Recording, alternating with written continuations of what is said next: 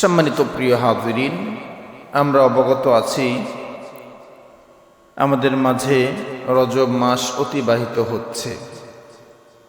আমরা অবগত আছি ২৬ তারিখ রজব মাসের দিবাগত রাত্রি শবে মেয়ারাজ।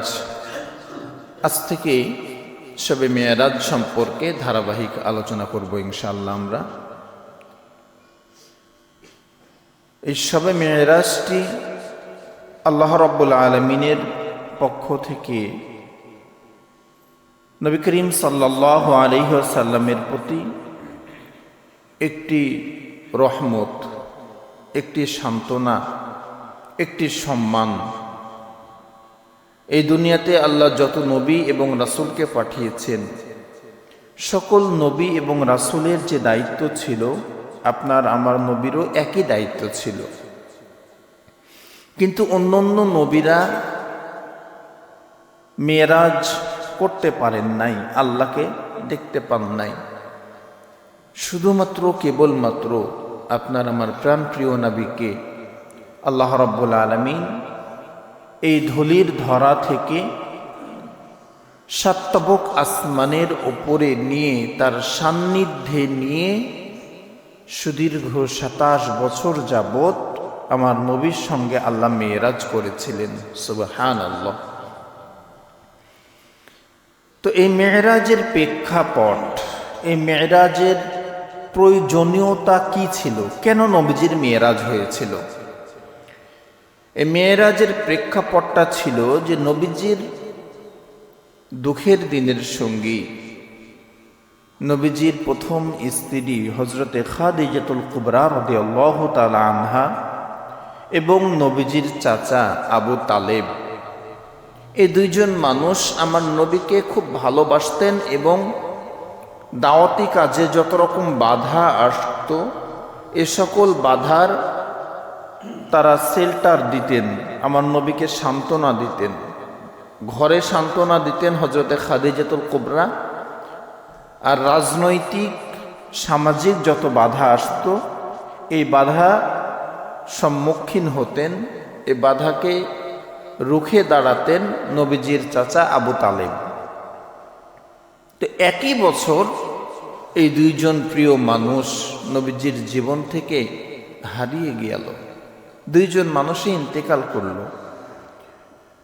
নবী আমার খুবই ভেঙে পড়লেন। হযরতে খাদিজা এবং আবু তালেব, এই দুইজন আমার নবীকে এত ভালোবাসতেন। হযরতে খাদিজাতুল কুবরা রাদিয়াল্লাহু তাআলা আনহা নিজের জীবনের স্তবর অস্তবর সকল সম্পত্তির বিনিময়ে আমার নবীকে বিয়ে করেছিলেন।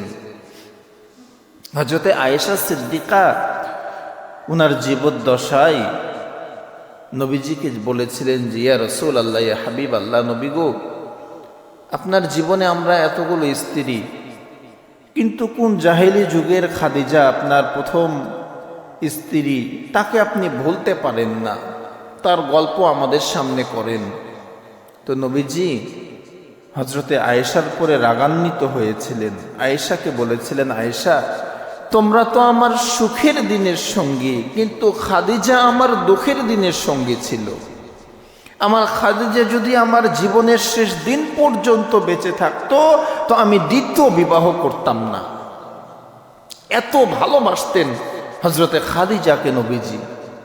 আর চাচা আবু তালেব ইসলাম গ্রহণ করেন নাই, কিন্তু নিজের সন্তানদের চেয়ে, নিজের জীবনের চেয়ে নবী মুহাম্মদুর রাসূলুল্লাহ সাল্লাল্লাহু আলাইহি ওয়াসাল্লামকে বেশি ভালোবাসতেন, বেশি ভালোবাসতেন। এই দুইজন মানুষ নবীজির জীবন থেকে হারিয়ে গেল। নবীজি মনটা খারাপ হয়ে গেল।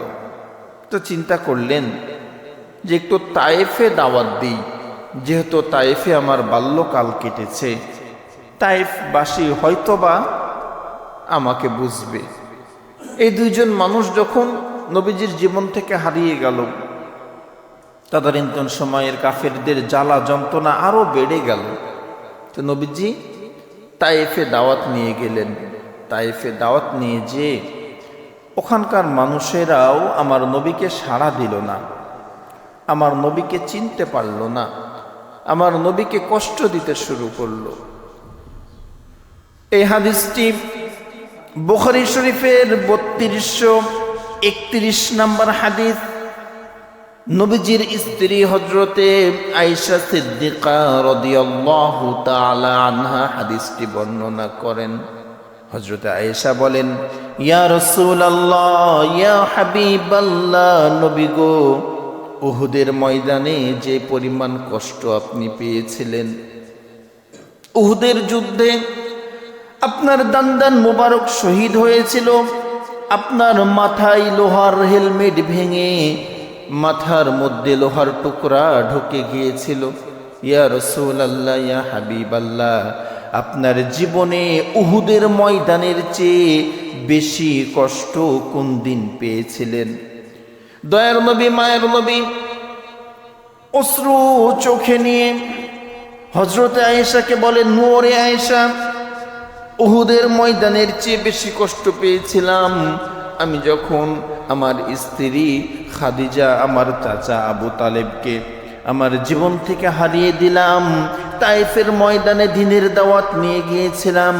আমার মনে খুব আশা ছিল তায়েফবাসী আমার কথাগুলো মানবে, আমার দাওয়াতে তারা সাড়া দিবে, আমার দাওয়াত তারা গ্রহণ করবে। কিন্তু তায়েফবাসীর কাছে যখন দাওয়াত নিয়ে গেলাম, তায়েফের ওই সকল যুবকেরা আমাকে চিনতে পারল না। আমি তাদের সঙ্গে কথা বলি, তারা মুখ ঘুরিয়ে চলে যায়, আমার কথার তারা কোনো অ্যান্সার করে না, আমার কথার কোনো উত্তর তারা দেয় না। আমি তাদের ভালোর জন্য, জাহান্নাম থেকে বাঁচানোর জন্য তাদেরকে দ্বীনের পথে আহ্বান করি, তারা তো আমার কথা শোনেই না। আমাকে তারা পাথর মেরেছে, শুধু পাথরই মারে নাই, আমাকে এতই রক্তাক্ত করেছে, আমার শরীর থেকে রক্ত বের হয়ে আমার শরীরটা দুর্বল হয়েছে রে আয়েশা। তায়েফবাসী এত কষ্ট দিয়েছে, এত কষ্ট দিয়েছে, যেই কষ্ট আমি ভুলতে পারি না, যেই কষ্ট আমি ভুলতে পারি না, এত কষ্ট আমাকে তায়েফবাসী দিয়েছে। নবী করিম সাল্লাল্লাহু আলাইহি ওয়াসাল্লাম বলেন, তায়েফের যুবকদেরকে যখন দাওয়াত দিলাম, আমার কথা শুনে নাই, আমাকে আঘাত করেছে, রক্তাক্ত করেছে। তায়েফের ছোট ছোট যুবকদেরকে, ছোট ছোট বাচ্চাদেরকে আমার পিছনে লেলিয়ে দিয়েছে। আমি যখন আক্রান্ত হয়ে গেলাম, আমি যখন অসুস্থ হয়ে গেলাম, আমার যখন সেন্স ছিল না, আমি যখন অজ্ঞান হয়ে গেলাম, তখনও তারা আমার পিছনে লেগেছিল। এত কষ্ট তারা আমাকে দিয়েছিল, ওই কষ্টের দিনগুলো আমি ভুলতে পারি না রে আয়েশা। এত কষ্ট দিয়েছিল, মনে আশা নিয়ে গিয়েছিলাম তায়েফবাসী হয়তোবা দ্বীনের দাওয়াত গ্রহণ করবে, কবুল করবে, কিন্তু তারা তো কবুল করে নাই, বরঞ্চ আমাকে অনেক রক্তাক্ত করেছে, আমাকে অনেক কষ্ট দিয়েছে, অনেক কষ্ট দিয়েছে, যে দিনগুলো বলতে পারি নাই। আচ্ছা বলেন তো, আমার নবী নিজের কোনো প্রয়োজনে বা নিজের লাভ হবে এরকম কোনো কারণে কি তায়েফবাসীকে দাওয়াত দিতে গিয়েছেন? তায়েফবাসীকে জাহান্নাম থেকে বাঁচানোর জন্য, কালেমার দাওয়াত দেওয়ার জন্য, এক আল্লাহকে পরিচয় করিয়ে দেওয়ার জন্য দাওয়াত নিয়ে গিয়েছেন। কিন্তু তায়েফবাসী আমার নবীকে চিনতে পারে নাই। খেয়ে না খেয়ে দিন প্রচারের কাজে নিজেকে দিয়েছ বিলিয়ে, তায়েফের কাফেরেরা চিনল নাই আলো, দুষ্টু ছেলেদের পিছু দিল লেলিয়ে। পাথরের আঘাতে ক্ষত বিক্ষত হয়ে সারা শরীর থেকে রক্ত ঝরে। হে রাসূল, তোমাকে ভুলি আমি কেমন করে? হে রাসূল, তোমাকে ভুলি আমি কেমন করে?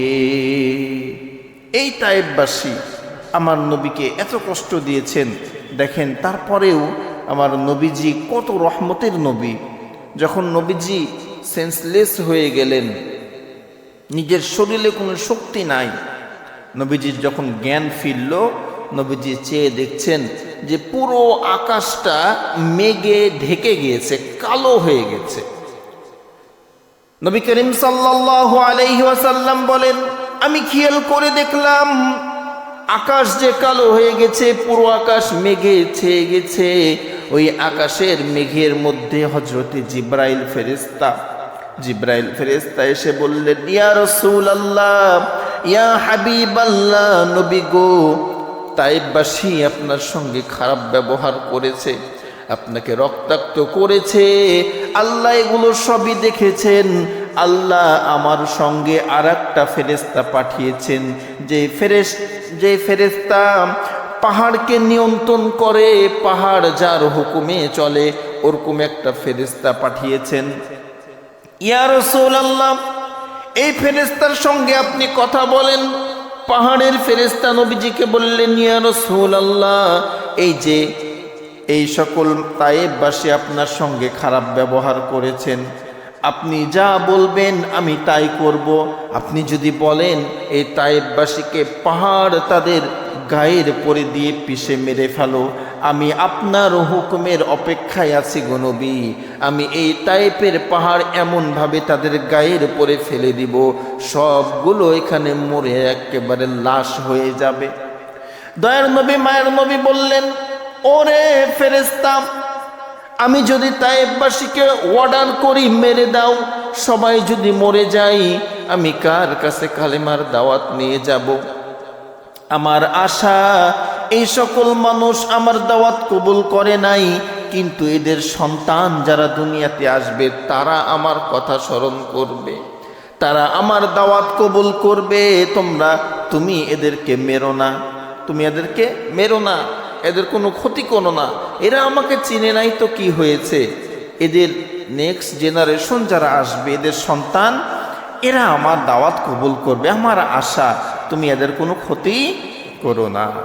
যিনারা তায়েফে গিয়েছেন তিনারা দেখেছেন যে পাহাড় কিভাবে আল্লাহর হুকুমে আজ অবধি ইতিহাসের সাক্ষী হয়ে আছে। ওই যে বুড়ির বাড়িটা, যে জায়গাতে বুড়ি কাটা দিয়ে রাখতো, ওই বাড়ির উপরে পাহাড়ে এখনো একটা পাথর দাঁড়িয়ে আছে, একটা বড় পাথর নবীজিকে হত্যা করার জন্য উপর থেকে ফেলেছিল। ওই পাথরটা আজ অবধি ওখানে আটকিয়ে আছে, দাঁড়িয়ে আছে। সুবহানাল্লাহ। তো নবীজি যদি চাইতেন, আল্লাহর হুকুমে সকল তায়েফবাসীকে একেবারে নিঃশেষ করে দিতে পারতেন। নবীজি এই কাজ করেন নাই। তবে জিবরাইল ফেরেশতাকে একটা কথা নবীজি বলেছিলেন। নবীজি বললেন, ভাই জিবরাইল, আমার আল্লাহ কার হাতে আমাকে ছেড়ে দিলেন? কে আমাকে দেখবে? কে আমাকে ভালোবাসবে? আমার দুইজন কাছের মানুষ দুনিয়ার থেকে চলে গেল, আমার স্ত্রী চলে গেল, আমার চাচা চলে গেল, নবীজি কার হাতে আমাকে রাখলেন? এই যে নবীজির এই কষ্টটাকে লাঘব করার জন্য, এই কষ্টটাকে কমানোর জন্য আল্লাহ রাব্বুল আলামিন এই মেরাজের ব্যবস্থা করলেন। আল্লাহর সান্নিধ্যে নিয়ে, আল্লাহর কাছে নিয়ে নবীজিকে সান্ত্বনা দেওয়ার জন্য মেরাজের ঘটনা এখান থেকে শুরু হয়ে গেল। তো আল্লাহ রাব্বুল আলামিন এই মেরাজের ঘটনা বর্ণনা করতে যেয়ে সুবহান দিয়ে আল্লাহ নিজেই শুরু করেছেন। সুবহানাল্লাহ। আল্লাহ রাব্বুল আলামিন পবিত্র কোরআনুল কারীমের 17 নম্বর সূরাতুল বানি ইসরাঈলের প্রথম আয়াতেই বলছেন, সুবহানাল্লাযী আসরা বিআবদিহি লাইলাম মিনাল মাসজিদিল হারাম ইলাল মাসজিদিল আকসাল্লাযী বারাকনা হাওলাহু লিনুরিয়াহু মিন আয়াতিনা ইন্নাহু হুয়াস সামিউল বাসীর। আল্লাহ রাব্বুল আলামিন বলেন, অতি পবিত্র সেই সত্তা যিনি তার গোলামকে, যিনি তার বান্দাকে মসজিদে হারাম থেকে মসজিদে আকসা পর্যন্ত নিয়েছেন।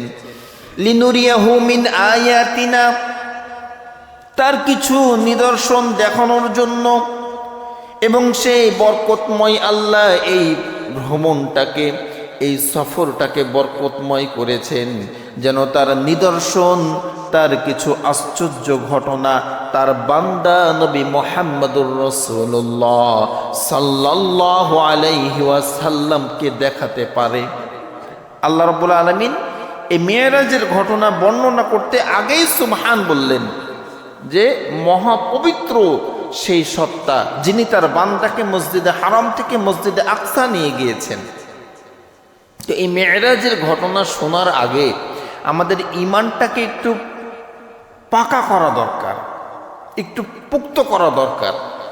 যদি ঈমান দুর্বল থাকে, দুর্বল ঈমানের কোনো মানুষের সামনে যদি মেরাজের ঘটনা বর্ণনা করেন, তাহলে সাধারণত মানুষের যে চিন্তা চেতনা, এই চিন্তা দিয়ে মেরাজের ঘটনাকে যখনই বিশ্লেষণ করতে যাবে তখনই ঈমান হারিয়ে যাওয়ার সম্ভাবনা থাকবে। মানে এমন আশ্চর্য করে এই ঘটনা আল্লাহ ঘটিয়েছেন যে সাধারণ মানুষের সাধারণ চিন্তা দিয়ে এটা ধরবে না, এটা আসবে না যে এটা কিভাবে হতে পারে, এটা কিভাবে সম্ভব হতে পারে। তখনই শয়তান এসে মানুষকে ক্রমন্তনা দিবে যে এটা কি হতে পারে, এটা মনে হয় কাল্পনিক বা নবীজির স্বপ্নে মনে হয় হয়েছে। কিন্তু না, সশরীরে নবীজি মেরাজ করেছেন, সশরীরে, এবং স্বপ্নের মাধ্যমে না, সজ্ঞানে নবীজিকে আল্লাহ মেরাজ করিয়েছেন। তো মেরাজের ঘটনা শোনার আগে মেরাজের কিছু আশ্চর্য পয়েন্ট আছে যেগুলোর বিষয়ে আমাদের ঈমান পুক্ত হওয়া দরকার। এর মধ্যে এক নাম্বার হলো, যেই বাহনে নবীজি মসজিদে হারাম থেকে মসজিদে আকসা গিয়েছিলেন ওই বাহনটার নাম ছিল বোরাক। বারকুন থেকে বোরাক। বারকুন মানে হলো বৈদ্যুতিক গতি সম্পূর্ণ যান। আর হাদিস দ্বারা নবীজি বলেছেন যে বোরাকের একটা কদম, একটা ধাপ দৃষ্টির সীমা যত দূর তত দূর যে পড়ে। এখান থেকে বোরাক একটা লাফ দিবে, এক লাফে দৃষ্টির সীমা যত দূর দেখতে পাবে তত দূর যে এক লাফ দিবে। সুবহানাল্লাহ। এটা একটা আশ্চর্য মনে হচ্ছে না যে এত স্পিডে যাবে যে এক লাফে দৃষ্টির সীমা পর্যন্ত চলে যাবে। এটা একটা আশ্চর্য কথা, কিন্তু এই আশ্চর্য কথাটাকে বিশ্বাস করাই হলো ইমানদারের কাজ। যে আল্লাহ চাইলে কি না পারেন, আল্লাহ চেয়েছেন তার গোলামকে মেরাজ করাবেন, এই বাহনে করাবেন, এই দ্রুতগামী যানবাহনে করাবেন, আল্লাহ করিয়েছেন। এটা বিশ্বাস করাই ইমানদারের দায়িত্ব। আর যারা ইমানের বিষয়ে দুর্বল তারাই বিভিন্ন অজুহাত বা বিভিন্ন যুক্তি খণ্ডন করবে। আর যারা ইমানদার হবে, আল্লাহ বলেছেন, আল্লাহ নিয়ে গেছেন, আমরা বিশ্বাস করছি, সামি'না ওয়া আতা'না, শুনবো এবং মানবো, আমাদের কোনো যুক্তি এখানে প্রয়োগ করব না। এরপরে 2 নাম্বার, আল্লাহ রাব্বুল আলামিন নবী করিম সাল্লাল্লাহু আলাইহি ওয়াসাল্লামকে মেরাজ করিয়েছিলেন এই দুনিয়াতে রেখে না তার সান্নিধ্যে নিয়ে। তার সান্নিধ্যে নিয়ে 7 তবক আসমান পাড়ি দিয়েছিলেন। তো এই 7 তবক আসমানের দূরত্ব কত দূর? মাটি থেকে প্রথম আসমানের দূরত্ব 500 বছরের রাস্তা, এবং প্রথম আসমানের পুর হলো 500 বছরের। এইভাবে 7টি আসমান এবং 7টি পুর, এরপরে পাড়ি দিয়ে সিদরাতুল মুনতাহা, এরপরে আল্লাহর আরশ। এত দূর আল্লাহ নবীজিকে নিয়ে গিয়েছিলেন। এটা বিশ্বাস করা, যুক্তি দিয়ে বিশ্বাস যখনই করবেন বা চিন্তা করবেন, শয়তান এসে ওয়াসওয়াসা দিবে। এজন্য ঈমানকে পাকা করা, যে আল্লাহ তার গোলামকে নিয়ে গেছেন, কিভাবে নিয়েছেন আল্লাহই ভালো জানেন। 3 নম্বর পয়েন্ট, নবীজির মেরাজের আগে ওনার সিনা চাক করা হয়েছিল, ওপেন হার্ট সার্জারি করা হয়েছিল। এই যে কণ্ঠনালীর থেকে শুরু করে নাভি পর্যন্ত পুরো ফেড়ে ফেলা হয়েছিল। নবীজির জীবনে 2 বার সিনা চাক হয়েছিল। হযরতে হালিমাতুস সাদিয়া রাদিয়াল্লাহু তাআলা আনহার বাড়িতে যখন দুধ পান করতেন সে সময় একবার হয়েছিল, আর মেরাজের আগে একবার হয়েছিল। একটা জীবিত মানুষ না অভ্যাস করা হয়েছে, না অজ্ঞান করা হয়েছে, শরীরকে ফেড়ে ফেলে তার কলিজাকে বের করে জমজমের পানি দিয়ে ধুয়ে নবীজির দেহের মধ্যে ইমান এবং হিকমতকে প্রবেশ করিয়ে ঢুকিয়ে দিয়ে আবার ওটাকে সেলাই করা হয়েছে। এটা শুনলে কি আশ্চর্য মনে হবে না? আশ্চর্য মনে হবে, কিন্তু আল্লাহ তার গোলামকে করিয়েছেন, এটা ইমানদারের বিশ্বাস। এই বিশ্বাসটা আমাদেরকে করতে হবে। এরপরের পয়েন্টটা হলো যে এত দূরের রাস্তা তার নবীকে আল্লাহ মেরাজ করিয়েছেন, কিন্তু নবীজি বলছেন যে রাতের কিছু অংশে, পুরো রাত না কিন্তু রাতের কিছু অংশে আমি আবার আল্লাহর কাছ থেকে মেরাজ করে আমি দুনিয়াতে এসেছি। এত লম্বা সফর করলেন রাতের কিছু অংশে, এটা কিভাবে সম্ভব? এটা অবশ্যই সম্ভব আল্লাহ যদি চান। আল্লাহ যদি চান এটা অবশ্যই সম্ভব। তবে একটা এক্সাম্পল দিই যে কিভাবে সম্ভব। মনে করেন যে ডক্টর ইউনুস রাজশাহীতে আসছে বাইপথে, রোডে, বিশ্ববিদ্যালয়ের সামনের রোড দিয়ে বাইপাস দিয়ে সাহেব বাজার হয়ে আমাদের কাশিয়ারাঙ্গাতে ডক্টর ইউনুস আসবে, বা তারেক রহমান আসছে ধরেন। তো ডক্টর ইউনুস যখন বিশ্ববিদ্যালয়ের কাছে গাড়িতে আছে, তখন থেকেই কিন্তু যিনারা ট্রাফিক আছে, পুলিশ আছে, রাস্তা ফাঁকা করবে, কথা ঠিক কিনা? সব যানবাহন বন্ধ করে দিবে, দিয়ে রাস্তাটা ফাঁকা করবে। কেন? একজন সর্বোচ্চ নেতা বাংলাদেশের রাজশাহীতে আসছে। তো এই দুনিয়ার একটা সর্বোচ্চ নেতার জন্য যদি এরকম ব্যবস্থা করা হয়, সব স্টপ করে দিয়ে তাকে আসার রাস্তা করে দেওয়া হয়, সাতবক আসমান জমিনের মালিক আল্লাহ সময়ের গতিকে থামিয়ে দিয়ে তার নবীকে মেরাজ করাবেন, এটা কি সম্ভব না? এটা তো সম্ভব। আর এই বিশ্বাস করাই হলো ইমানদারের দায়িত্ব। আল্লাহ চাইলে সময়ের যে গতি আছে, সময়কে যদি আল্লাহ বলে যে সময় থাম, আর যাবি না, থেমে যা, কিয়ামত পর্যন্ত আর একটা সেকেন্ডও আগাবে না সামনে, একটা সেকেন্ডও সামনে যাবে না। তো এইভাবে নবীজিকে রাতের কিছু অংশে মেরাজ করিয়েছেন। এরকম অনেক আশ্চর্য ঘটনা পাবেন এই মেরাজের মধ্যে। আর এই সকল কিছুকে নির্দ্বিধায় বিশ্বাস করাই হলো ইমানদারের ইমানি দায়িত্ব। নাস্তিকদের মতো যুক্তি খণ্ডন করতে গেলেই শয়তান এসে ওয়াসওয়াসা দিবে, ঈমান হারিয়ে যাবে। আমাদেরকে বিশ্বাস করতে হবে হযরতে আবু বকর সিদ্দিক রাদিয়াল্লাহু তাআলা আনহুর মতো। হযরতে আবু বকর সিদ্দিক রাদিয়াল্লাহু তাআলা আনহু কিভাবে এই মেরাজকে বিশ্বাস করেছিলেন? নবী করিম সাল্লাল্লাহু আলাইহি ওয়াসাল্লাম যখন মেরাজ করে আসলেন, আসার পরে তদানীন্তন সময়ের কাফেরদেরকে এই মেরাজের ঘটনা বর্ণনা করে শোনালেন। তদানীন্তন সময়ের কাফেরেরা নবীজিকে বলছেন, ভাতিজা মুহাম্মদ, প্রত্যেক দিন তো নতুন নতুন কথা শোনাও, আজকে কোনো নতুন কথা আছে কি? নবীজি বললেন যে হ্যাঁ, আমি রাতের কিছু অংশে মসজিদে হারাম থেকে মসজিদে আকসা গিয়েছি, মসজিদে আকসা থেকে সাতবক আসমানে গিয়েছি, আল্লাহর সঙ্গে দিদার করেছি, আল্লাহ হাদিয়া স্বরূপ ৫ ওয়াক্ত নামাজ আমাকে দিয়েছেন, এই নামাজ নিয়ে আমি দুনিয়ার বুকে এসেছি, ফজরের নামাজ পড়লাম, তোমাদের সঙ্গে সাক্ষাৎ করছি। কাফেরেরা বলছে যে এতদিন তো মাথাটাও ঠিক ছিল, এখন তো তোমার মাথা পুরো পাগল হয়ে গেছে, এটা কিভাবে সম্ভব? মসজিদে হারাম থেকে মসজিদে আকসার দূরত্ব ১২৩৬ কিলোমিটারের রাস্তা। তদানীন্তন সময়ে ৪০ দিন ৪০ রাত লাগতো উঠে যেতে, আর তুমি বলছো রাতের কিছু অংশে মসজিদে হারাম থেকে মসজিদে আকসা জেরুজালেম গিয়েছো, এখানেই শেষ না, সাতবক আসমানে উঠেছো, এটা তো পাগলের কথা। তো সেই সময়ের কাফেরেরা